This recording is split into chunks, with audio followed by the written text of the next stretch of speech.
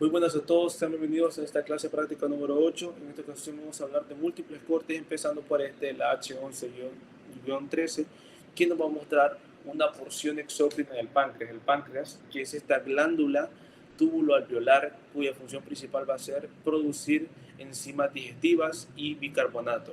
En este corte nos van a mostrar lo que son lobulillos pancreáticos, que ya vamos a ver cómo se forman, acinos, al igual que conductos excretores de diferentes tipos y tejido conectivo que va a tener vasos sanguíneos, va a pasar vasos sanguíneos por ahí.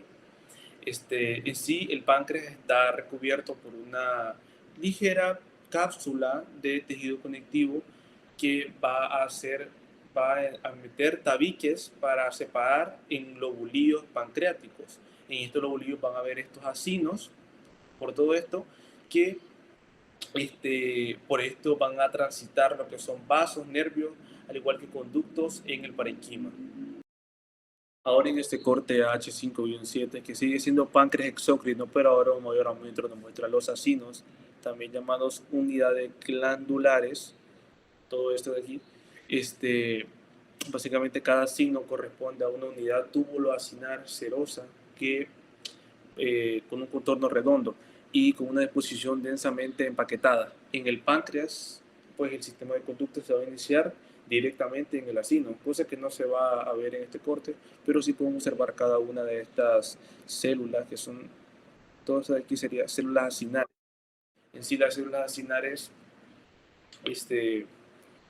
tienen una morfología piramidal, no se va a observar aquí, pero tiene una morfología piramidal, y se dice que en el citoplasma es basófilo, en el polo basal por la abundancia de retículo endoplasmático rugoso, y en el polo apical es eosinófilo por la acumulación de gránulos de zimógeno. Funcionalmente, estas células se van a encargar de sintetizar por enzimas digestivas y liberarlas por exocitosis al lumen apical. Se pueden remarcar, por ejemplo, esta tipo por aquí en medio, todas estas aquí serían células acinares, pero serían centroacinares, que se identifican unas pocas por cada sino y van a remarcarse por el citoplasma claro y núcleo aplanado que tienen.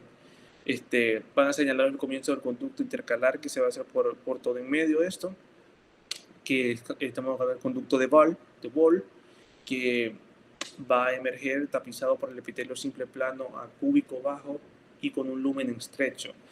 Otra cosa que podemos decir por aquí sería toda esta parte de aquí constarían, identificamos lo que son gránulos de zimógeno, que son notoriamente eosinófilos y almacenan proenzimas como tripsinógeno, quimiotripsinógeno y procarboxilo peptidasas. Ahora en el corte AH11-14 observamos lo que es parenquima glandular epitelial hepático a pequeño aumento. En sí, pues ya a nivel del hígado, que es una glándula epitelial compuesta con funciones tanto endócrinas como exócrinas, y su función estructural básica es el lobulillo hepático clásico, que pues a pequeño aumento puede observarse en cortes teñidos con hematoxilina y eosina. Cada lobulillo está formado o tiene una forma hexagonal o poligonal que pues está delimitado por el espacio porta en sus vértices y una vena central en el centro. El parenquima está formado por los cordones de hepatocitos que están dispuestos radialmente alrededor de lo que es la vena central, que está allí, separados por sinoides por donde circula la sangre. Los lobulillos hepáticos clásicos ya serían todas estas pequeñas cositas que andan por todo el espacio, y mencionar algo importante sería ya esta, que sería esta vena central, cabal en el centro, que recoge la sangre que pasa por el lobulillo. Está ubicada en el centro y se puede identificar como la estructura de la pared delgada que está formada solo por endotelio plano. Recibe sangre que fluye desde las sinusoides y la conduce hacia las venas sublobulillares. Ya esta parte de aquí, esta sería identificada como el espacio porta, donde ingresan los vasos y sale la bilis. Y ya lo demás sería eje funcional, que la sangre fluye de la periferia hacia el centro, mientras la bilis ya sería pues al lado contrario, de la forma contraria. Ahora en el H11-15 nos muestra el espacio porta mayor aumento. Nos ilustra esta estructura como triangular esencial a la periferia de los lobulillos clásicos. Este espacio está definido por la presencia de una triada porta compuesta por tres elementos tubulares. primero lo que es una rama de la vena porta, que sería todo este paso de aquí, así, que es identificable por la luz amplia y la pared delgada. Una rama de la arteria hepática, así, que ya es de menor diámetro y una pared muscular mucho más gruesa. Y aquí tendríamos el conducto biliar. Esta parte de aquí sería el conducto biliar, que es identificado por los revestimientos del epitelio cúbico simple. A veces también se pueden observar vasos linfáticos y fibras nerviosas, como esta de aquí, por ejemplo, vasos linfáticos y demás. Hablando también que el tejido conectivo que rodea esta estructura forma parte de la cápsula de Gleason, y por este espacio es que va a entrar la sangre al lobulillo y sale la bilis hacia los conductos biliares mayores. Ahora en el corte AH2-7 nos muestra cordones epiteliales hepáticos y sinusoides, que es un corte que proviene del parenquima hepático, que es porción funcional del hígado, donde las células llamadas hepatocitos se organizan formando cordones o láminas que se disponen alrededor de la vena central y están separadas por espacios vasculares denominados sinusoides hepáticos. Mencionamos los hepatocitos, que son todas estas partecitas de acá, estas pelotitas de por aquí en medio de todo lugar del corte, que básicamente son las células principales del hígado, que de forma poligonal y con un citoplasma granular representan alrededor del 80% del volumen del órgano. En la lámina se pueden observar pues, los cordones anastomosados, es decir, que se interconectan entre ellos y que se orientan hacia la vena central. Luego todo lo demás, en lo que están los hepatocitos, sería citoplasma de los hepatocitos, que presenta una coloración ya más rosada o llamada eosinófila por la abundancia de mitocondria y retículo endoplasmático rugoso, que aquí pues, se realizan funciones vitales como la síntesis de proteínas plasmáticas, el almacenamiento de glucógeno y la detoxificación de sustancias. Como último mencionamos estas partes más oscuras de por aquí, acá, esta parte de acá, de arriba. Esto nos presenta lo que son las células de Kupffer, que son macrófagos especializados que se localizan dentro de los sinusoides y se identifican como núcleos alargados y más oscuros, que la función es principal fagocitar bacterias y restos celulares y eritrocitos envejecidos. El corte 11 y un 16 nos muestra ahora una micrografía electrónica de un hepatocito, que se enfoca en la relación íntima del hepatocito y del sinusoide. El elemento clave de aquí es el espacio de Dice, que sería todo este espacio que está por aquí, todo esto, sería el espacio de Dice, el cual es un espacio perino-sinusoidal que separa la membrana del hepatocito del endotelio discontinuo del capilar sinusoidal, sirviendo como el principal sitio de intercambio de la molécula. La superficie del hepatocito que da a este espacio estas numerosas microvellosidades, que serían todas estas partes de aquí, todo esto serían microvellosidades irregulares de hepatocitos, o solo microvellosidades de hepatocitos, que son proyecciones cruciales para aumentar drásticamente el área de superficie de la célula, que así facilita la absorción de sustancias desde la sangre, que ha pasado pues, a través de los poros endoteliales hacia el espacio de Dice, dentro del citoplasma del hepatocito, que observa una gran abundancia de organelos que reflejan su intensa actividad metabólica. El corte H11-18 nos muestra lo correspondiente a la vesícula biliar, la vía biliar extrahepática. Hablando en sí de lo que es la vesícula biliar, pues este saco distendible en forma de pera que en humanos va a contener alrededor de 50 mililitros de lo que es bilis. En sí, la vesícula biliar va a ser un derivado secundario de lo que es un intestino embrionario. Este va a través del conducto cístico a recibir la bilis diluida desde el conducto hepático y va a ser almacenada en este. Pero esta va a estar compuesta primero de lo que es la mucosa, que es un compuesto de epitelio cilíndrico simple, todo esto sería epitelio cilíndrico simple, y lo demás ya sería, toda esta parte de acá sería lámina propia. La lámina propia es esta capa de células y contiene una gran cantidad de linfocitos y plasmocitos, contiene también glándulas mucosecretoras y en especial cerca del cuello del órgano. pero esto es más frecuente en vesículas biliares inflamadas. Por fuera de la lámina podemos encontrar esta parte que es una capa de músculo, capa muscular externa, toda esta parte sería capa muscular externa, y contiene fibras colágeno y fibras elásticas. Pues en sí la vesícula biliar, a pesar de tener un origen de divertáculo derivado del intestino proximal, carece de músculo de la mucosa y submucosa. El corte AH16-1 nos mostrará un corte sagital a pequeño aumento de la hipófisis. Nos muestra cómo está organizada generalmente la hipófisis en forma de que hay dos porciones, la adenohipófisis y la neurohipófisis. Entre ambas se va a distinguir el pars intermedio y el tallo infundibular, que va a ser lo que va a, de forma principal, a separarlas y va a conectar la glándula con el hipotálamo.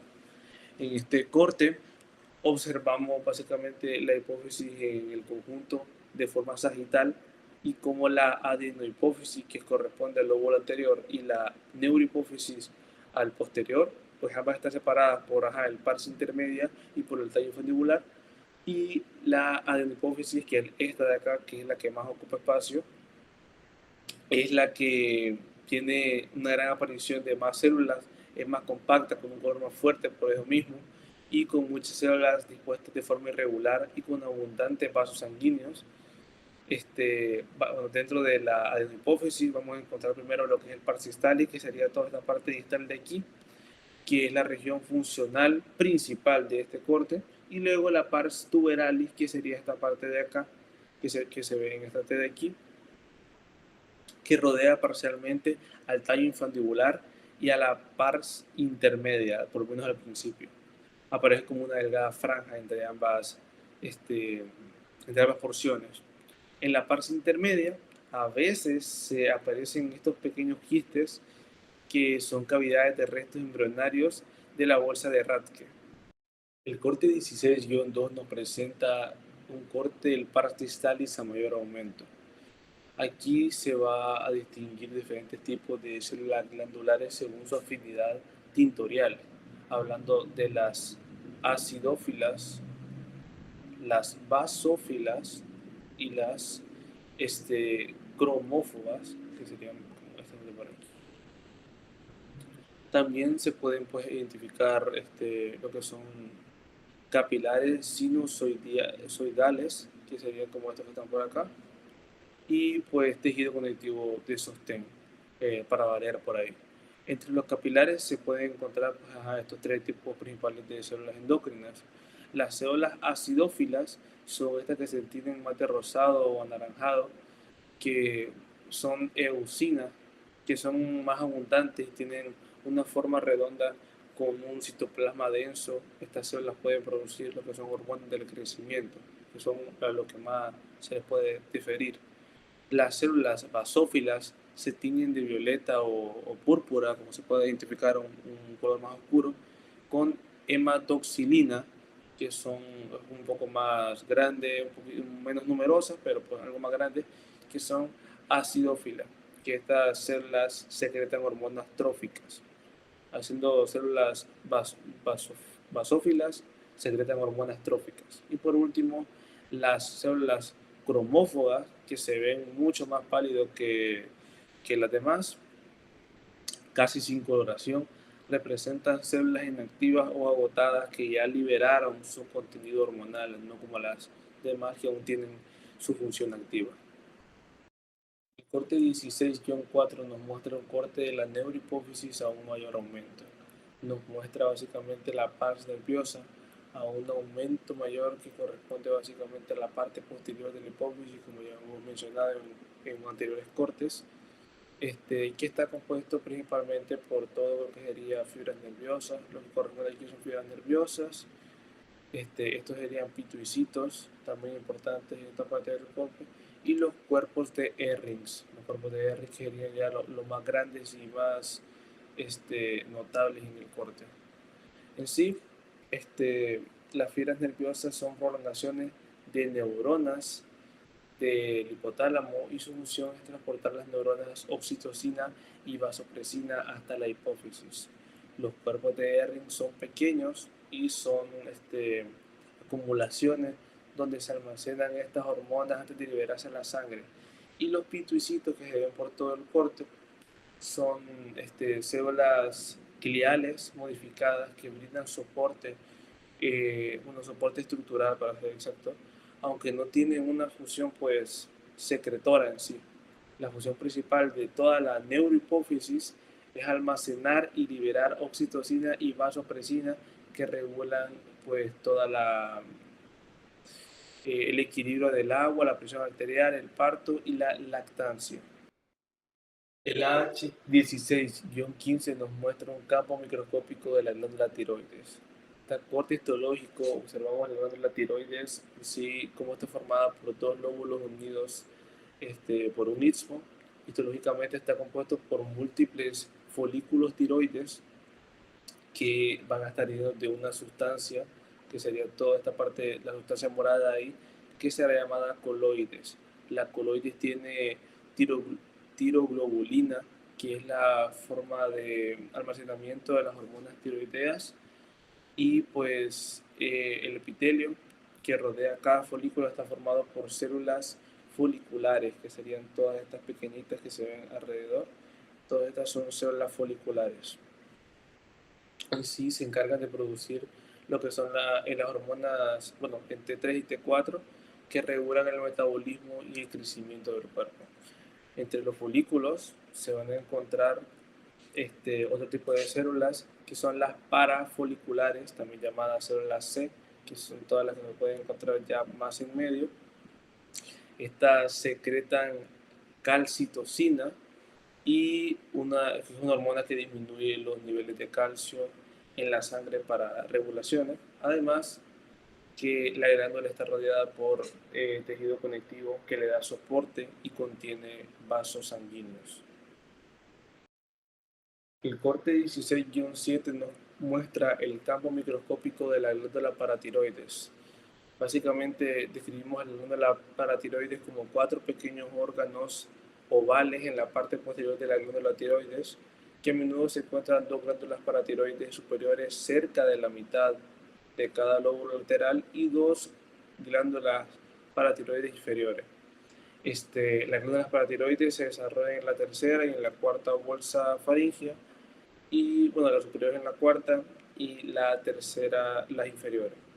Se pueden identificar primero lo que son las células principales, que serían las que más poblan este corte, las más identificables, que tienen una forma poliédrica con un núcleo central redondo, y dependiendo de su contenido de glucógeno y gránulos electrodensos, que con la hormona paratiroidea, que esta va a ser la que va a aumentar los niveles de calcio en la sangre y va a estimular múltiples funciones. Esta va a ser su función como principal.